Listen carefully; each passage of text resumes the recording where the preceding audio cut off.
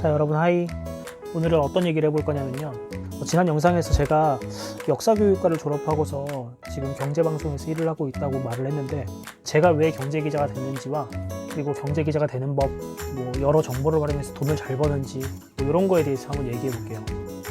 또 그냥 얘기하기는 그러니까 제가 집 앞 분식집에서 아이씨 이렇게 잘렸네. 아무튼 집 앞 분식집에서 오뎅을 사는데 이걸 먹으면서 한번 해보겠습니다. 얘기해 볼게요. 이게 간사이 오뎅이라고 해가지고 일본식 오뎅인가 봐. 근데 이게 진짜 부드러워. 오뎅 한 봉지에 한 2,000원, 3,000원 이렇게 하는데 이건 8,000원씩 받아. 근데 진짜 맛있어요.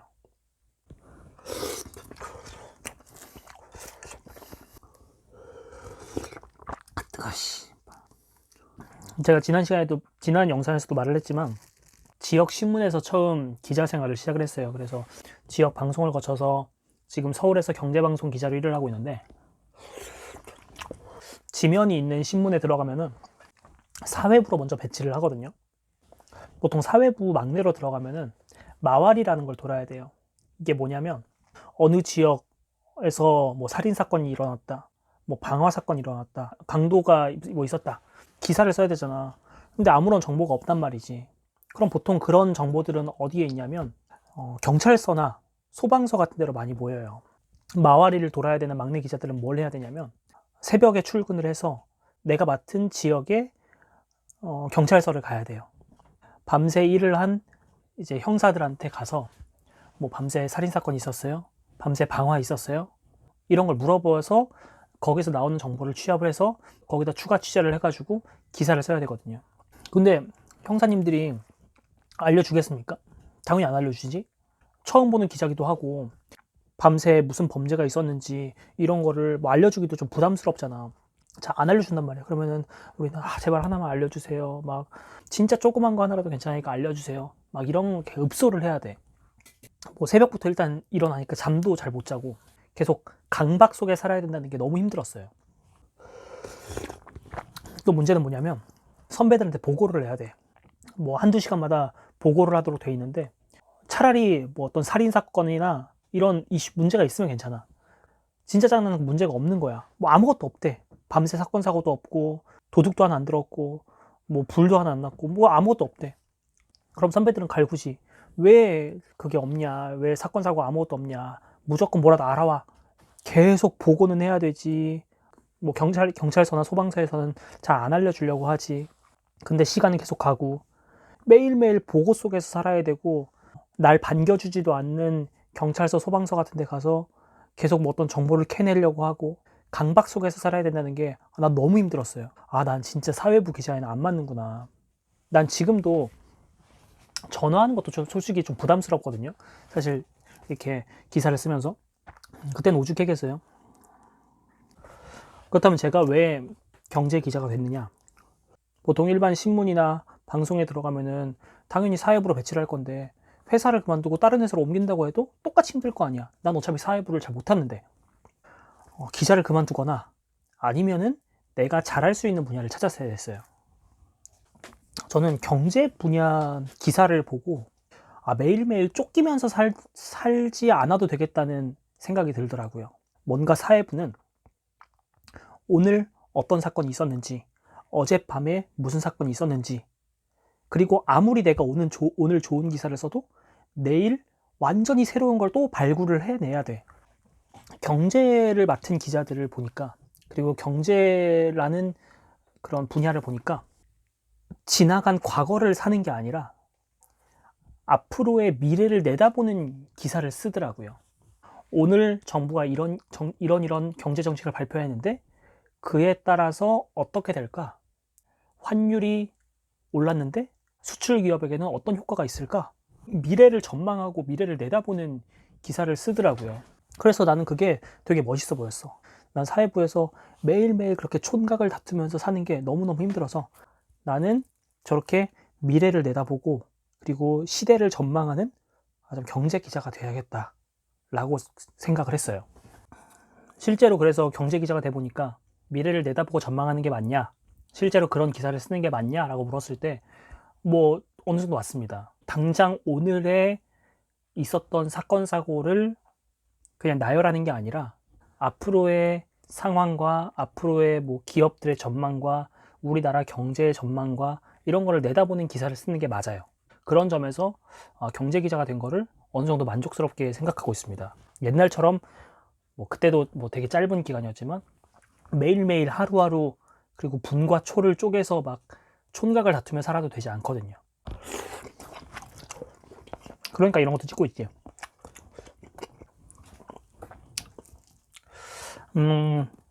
반드시 경제를 잘 알아야지 경제 기자가 되는 건 아니에요. 그렇지만 어느 정도 경제에 대한 지식은 있는 게 저는 필요하다고 봅니다. 우리 같은 경제 방송이나 경제 신문 같은 데서 보통 채용 공고를 올릴 때 상식이랑 논술 같은 걸 보는데 경제적인 이슈에 대해서 당연히 물어보죠. 올해 최저임금은 얼마인가? 또 서울에서 집을 사려면 대출을 몇 %까지 해주는가? 뭐 이런 상식적인 걸 물어봐요. 그래서 어느 정도 최소한의 경제적 지식은 경제 기자를 지망을 했을 때 필요하다고 봅니다. 그러면 당연히 이렇게 생각할 수 있겠지. 아, 나는 경제학을 전공을 하지 않았으니까 난 경제 기자가 되게 어렵겠구나. 뭐 이렇게 생각하실 수 있는데 그건 틀린 생각이에요. 저라고 뭐 잘 압니까? 저 역사교육과 출신인데 경제 이론을 잘 알고 들어갔겠어요? 아무것도 모르지? 다만 중요한 건 뭐냐면 요즘 경제 이슈는 워낙 중요한 이슈라서 단순히 경제로만 끝나는 게 아니라 그게 사회적인 이슈, 정치적인 이슈로 번져요. 예를 들어서 최저임금이 올라. 이건 분명히 경제적인 이슈죠. 최저임금이 오르는 걸로 인해서 취업률의 변화가 생겨. 이 취업률은 경제적인 이슈이기도 하면서 어떻게 보면 사회적인 이슈예요. 지금 여당은 최저임금을 팍팍 올리는 거에 찬성을 해. 반대로 야당은 최저임금을 천천히 올리거나 아니면 동결시켜야 된다고 얘기를 해. 경제적인 이슈가 정치적인 사안으로까지 번진 거예요. 그 정도로 요즘에 경제 이슈는 사회 곳곳으로 퍼져나갈 수 있는 이슈이기 때문에 경제 기자를 꼭 목표하지 않으니까 경제 이슈는 잘 몰라도 돼 라고 생각하는 건 좀 틀린 생각 같습니다. 저는 개인적으로 경제에 대해서 관심이 있는 편이긴 했어요.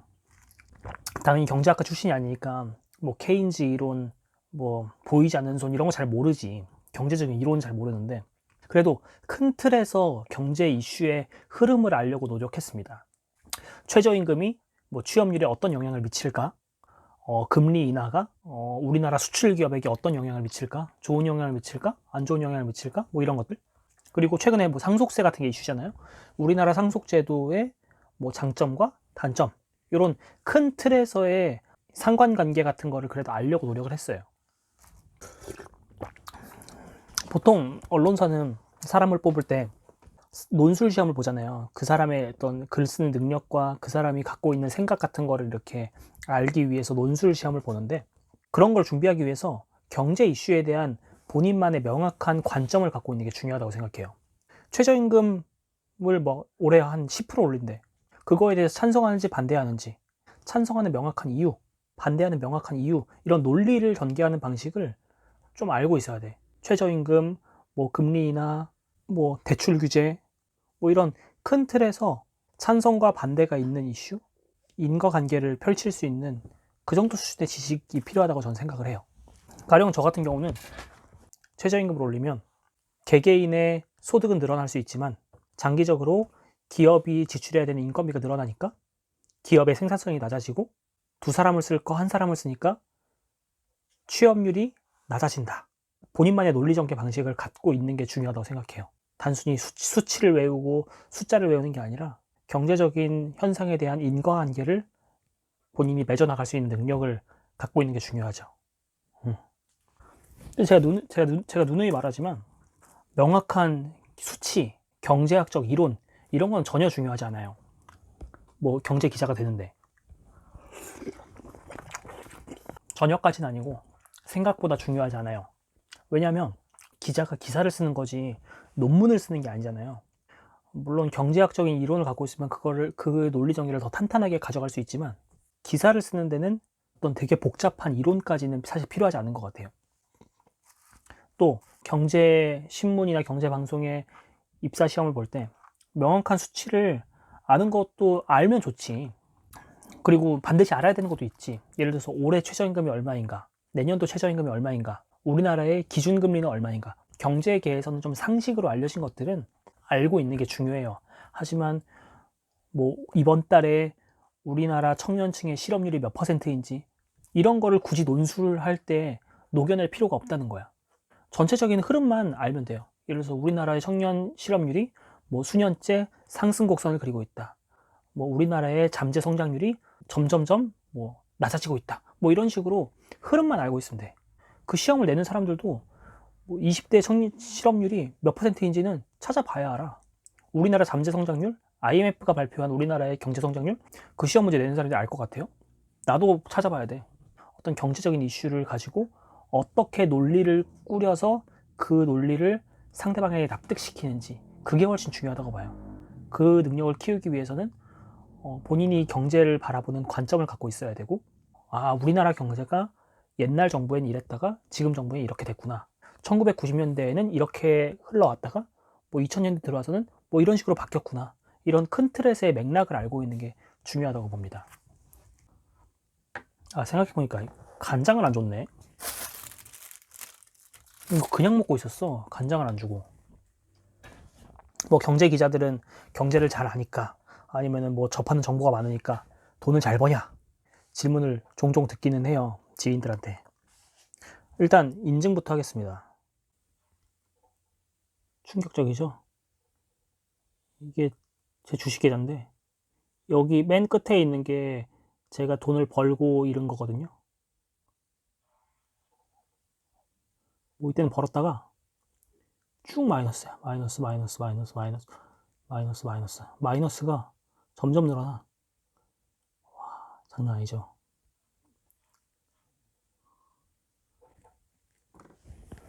결론을 빨리 내면 경제 기자라고 돈을 잘 벌지 않는다. 근데 이건 좀 사람 따라 다른 것 같아요.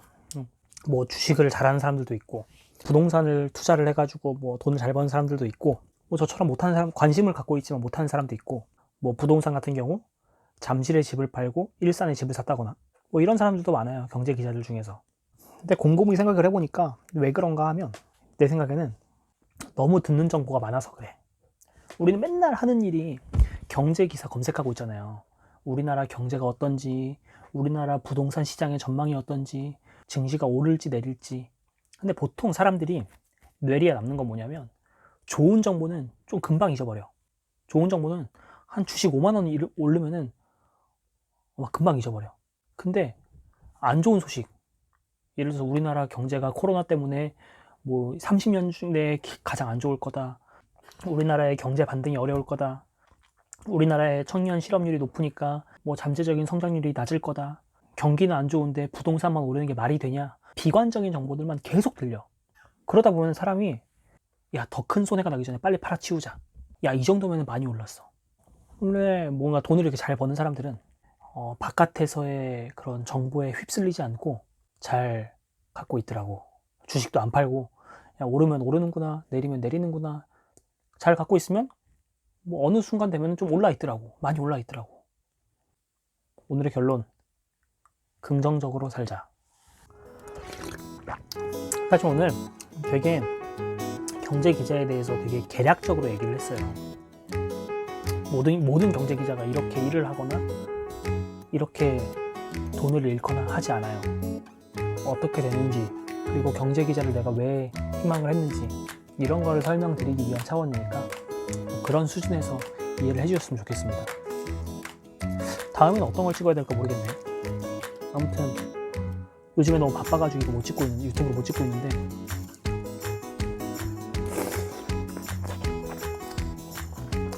또 시간 나면은 궁금하신 거에 대해서, 궁금해 하실 만한 거에 대해서 한번 찍어서 설명을 드리겠습니다. 그때까지 안녕히 계세요.